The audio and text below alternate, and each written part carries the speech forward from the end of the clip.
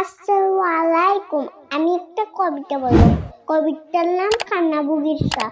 ওই দেখা যায় তাল গাছ, ওই আমাদের গা, ওইখানেতে বাস করে কানা বুগির শাহ। ওই বুগি তুই চাস কি?